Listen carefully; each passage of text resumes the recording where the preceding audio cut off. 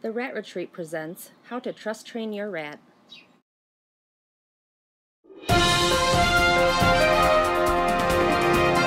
thing about trust training a rat is to remember that this is their space. And you wouldn't want to go to somebody else's house that was a stranger and just stick your hand in their house. So you don't want to do that with a rat until you become friends with them, until they trust you. And then on the other hand, you don't want to put your hand in someone else's house and get shot or put your hand in a rat's cage and get bitten. So the first thing you have to do is develop boundaries. You let the rat show you what their boundaries are, and then you develop your boundaries with the rat, and especially with a rat like this that's been known to bite. So keeping that in mind, I'm going to watch for signs that she's not happy.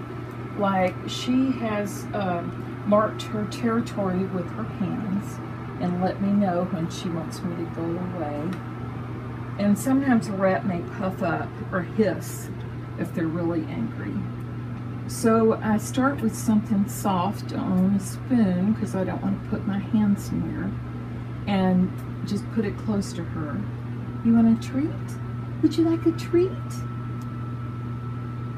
So the goal is to get her out of the cage, but I'll start at this distance and then I'll move out. You're such a good girl. You're such a good girl. And animals know your facial gestures. They can tell if you're nervous. So they say that dogs won't bark at you if you smile at them. And I talk to the rats in a gentle, kind way to make sure they know that I'm friends. And then if I'm really nervous with them, I keep my distance because I don't want them to sense my nerves. You are such a good girl, Daisy. Look at that. You love this yogurt, don't you? You love it. And if she grabs the spoon, which she doesn't do anymore, but if she grabs, I make sure I don't tug, because then we don't want to play tug of war. You're a good girl. Because we don't want her to do that with anything else either. But I just hold on to the spoon really firmly. You gonna come down and get a little closer? You wanna come get closer? Good girl. What a good girl. You're so sweet. Look, and so if she tries to get my hand, I move my hand away because I'm not ready to let her touch my hand. I had another rat like this named Bear, and he came in the first time I let him near me. He sunk his teeth into my arm. So I learned not to let him close to me when they've been biting. So I usually keep my arms covered when I'm near them. And like if they tug at my sleeves, which rats will do, and that's not aggressive, but if you're around an aggressive rat, it could be taken that way. So I protect my whole arm and hand until I'm sure of her. And so I'll become more sure of her when she's more sure of me.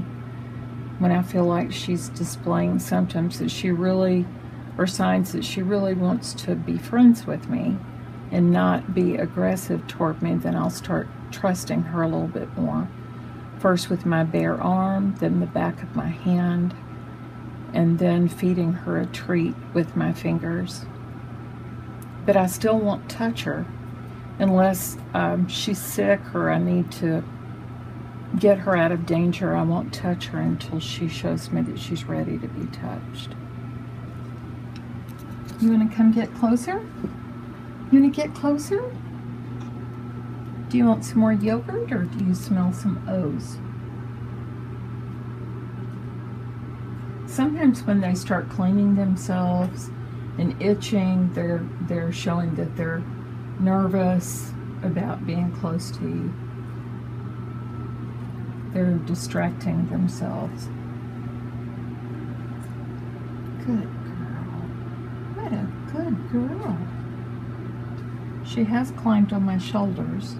I feel pretty safe with her there. And she wants to get on my lap sometimes. If she climbed on my lap, that would be okay, because my body's covered. And she plays in my hair, and my head's a pretty safe area. It would be hard for her to really injure me like that. So she's learning to respect me because I'm respecting her. You're a good girl. Yes, you are. You like your treats, huh? Daisy was found outside. So somebody let her loose, or she escaped, and so we don't know what her background was. And then she got to be outside for a while, so she got some independence. And then we put her in a really tiny cage, and she obviously felt really safe in there. And then we moved her to this bigger area, so now she has the best of both worlds. Some more space, some more freedom, but she still can feel safe. It took you a few days to feel safe, didn't it? Yeah, you're starting to realize no one's going to hurt you. No one's going to push you to do anything you don't want to. And everybody loves you. Now she's getting full and starting to want to get near my skin.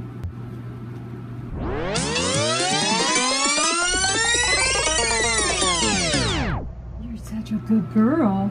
You're such a good girl. She just pawed her area, so we're going to just leave her alone.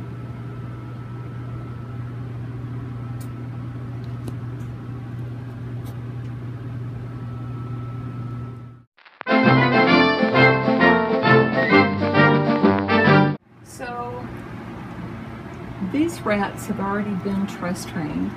Hello. But this one is still shy. Well, all of them. Here, honey. This one is still shy about being picked up. We have to pick her up to give her medication. Come here, baby. But I'd like for her to enjoy being picked up. So to pick up a rat, I try to start with picking them up with both hands. There you go. You're okay. And sometimes rats are more comfortable being picked up like this. Oh, you're feeling good. So you have to kind of feel the rat and see what they like. Most of the time I use two hands, but occasionally then I started noticing that some rats felt insecure when I picked them up like that, so I started using one hand. Good girl. I'm going to treat, so once I'm sure a rat's not going to bite me, I can hand them a treat one at a time. And she's used to, I mean with my fingers, she's used to getting a mouthful of treats. You're going to just make a funny video instead of a serious one, huh? There you go. Occasionally you'll get a rat that you can't do that with because they'll chomp down on your fingers just out of greediness. So with her I had to start the spoon feeding like I did with the other rat. And then we progressed to her coming all the way out to the edge of the table because she wanted a treat, and then I was able to start handing her treats with my fingers. And then usually if I didn't have to give them medication, the next step would be picking them up. And so when you pick up a rat, you want to immediately hold them next to your body and not out in the air so they feel secure. She knows she's on camera, huh? Another treat? You're such a good girl. You're such a good girl. Yes. Yeah, you're very good. Of course, once you finish trust training and start really bonding to them climbing on you and wanting to sit in your lap and be petted, and for girls just wanting to be out and near you all the time, then you can start doing things like training for tricks. So then I've got some other kids up here that are a little more shy than her. So they don't really want to be picked up. Come here. Come here, you want a treat? Oh, yes. But after I start doing this with all of them, then they'll run down and start climbing on me. Because they really do want that bond with a human. Come here, sleepyhead. Come here, sleepyhead. But since it is trust training, you don't want to just start picking them up and grabbing at them, because you're bigger than they are, and you have to trust. You have to teach them to trust you, that you're not going to overpower them.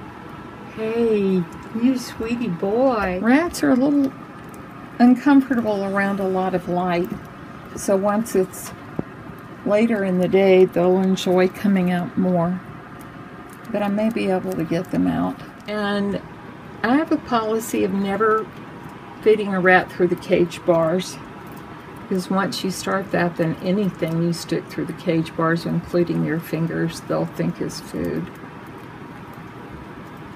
Another thing for rats that are really grabby that you can say to them is when you hand them food, teach them the word treat, and when you're putting your fingers out, say finger, and then pull away and squeak if they grab your finger, and eventually they'll learn those words and quit grabbing your finger.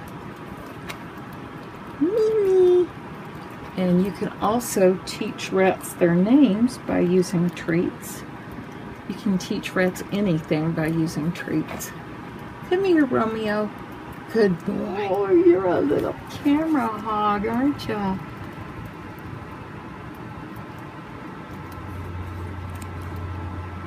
Aw, Miss Sissy, Miss Sissy. Let's see, I tried moving my hand and that scared her. So she's not ready to be picked up. She's not ready to trust them. I'm not going to drop her. Hey, Romeo. Now, he's used to being picked up, but he doesn't like that height. And when you're around a lot of light, you want to be careful not cast shadows over them, because that really scares them. Just think hawk. And don't behave like one. Are you guys going to come down? You're going to come downstairs? At least they're feeling more play. Another thing you can do with young rats is play with them, and that helps them think your hands are really fun. And trying to imitate them, because they do this with each other, but not with much pressure.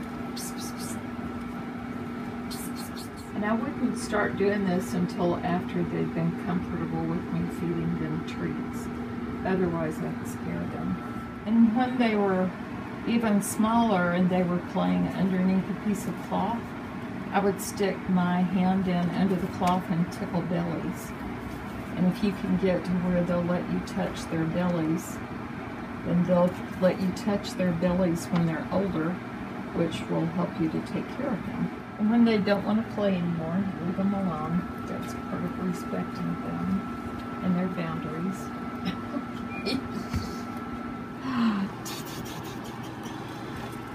Yeah, I want to play too. And then if there wasn't food down here, they would come, okay, we can have it. They would come explore me. Thank you for watching. For more information, visit us at www.theratretreat.org. You can also find us on Facebook and Twitter.